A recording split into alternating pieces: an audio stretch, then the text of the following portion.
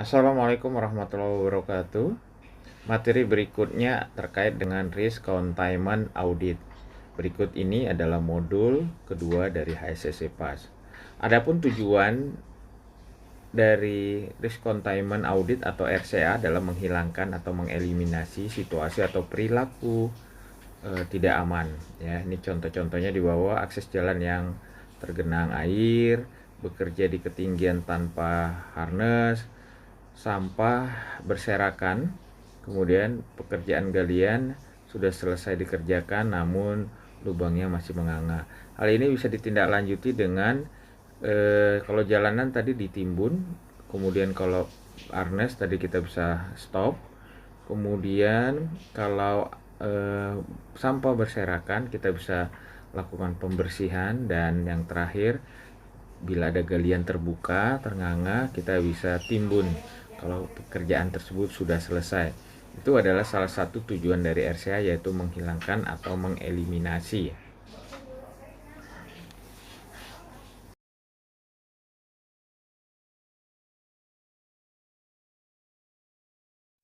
Baik, tujuan kedua dari RCA adalah mengurangi atau meminimalisasi situasi atau perilaku tidak aman. Ya, yang pertama adalah pekerjaan galian yang ada lubangnya, kemudian kita pasang banner. Kemudian area kerja di proyek kita pasang rambu-rambu. Yang terakhir adalah pekerja di lapangan menggunakan alat pelindung diri. Oke, setelah pelatihan ini, pekerja diharapkan mampu mengidentifikasi aktivitas risiko tinggi, ya, guna mengambil tindakan perbaikan.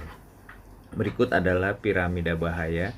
Seperti kita ketahui, masalah kecelakaan adalah masalah probabilitas. Untuk itu kita sebagai insan PGN, kita harus berupaya untuk mendorong situasi, ya, baik itu situasi yang tidak aman maupun perilaku yang tidak aman, ya, atau yang kita sebut bahaya. Ya, jika terdapat 30.000 secara teori, ya, 30.000 bahaya, ini akan bisa mengakibatkan atau probability-nya bisa mengakibatkan satu fatality, ya. Contohnya pekerjaan manual boring, di mana pekerja dapat atau pekerja bisa mengakibatkan fatality diakibatkan pekerja tersengat aliran listrik, ya, dan kemudian meninggal dunia. Ya, begitu juga yang lainnya, ya. Kemudian definisi dari risiko dan bahaya. Bahaya adalah situasi atau tindakan yang berpotensi menimbulkan kecelakaan. Sementara risiko adalah, ya, konsekuensi, ya, dari suatu kejadian yang berbahaya, ya. Seperti konsekuensi tindakan atau perilaku tidak aman. Selanjutnya kita ada seperti indeks, kita bagi menjadi 5. Yang pertama adalah tidak rapi atau bad housekeeping. Kemudian yang kedua adalah tempat masuk yang terhalang atau akses blockade. Yang ketiga adalah pelanggaran peraturan yang dapat berakibat kecelakaan ringan. Yang keempat adalah bahaya yang tinggi, hentikan pekerjaan dan perbaiki segera karena bisa mengakibatkan kecelakaan berat. Yang kelima adalah bahaya sangat tinggi, segera hentikan dan perbaiki pekerjaan karena dapat mengakibatkan kematian. Makin ke bawah, makin ke poin kelima, maka itu makin berbahaya.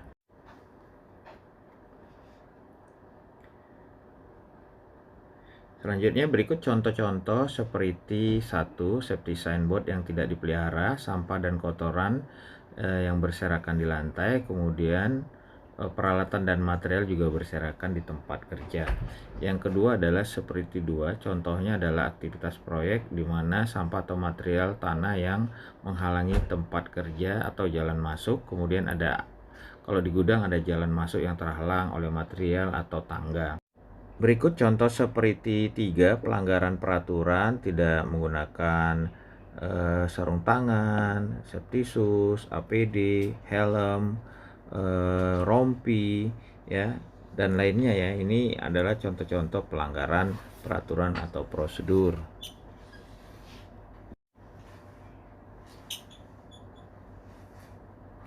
Kemudian berikut contoh seperti 4, bahaya serius dapat mengakibatkan kecelakaan berat, menggunakan scaffolding yang tidak sempurna, bekerja dengan mesin yang tidak ada guardnya, kemudian barikade yang tidak baik dan memudahkan pelanggaran.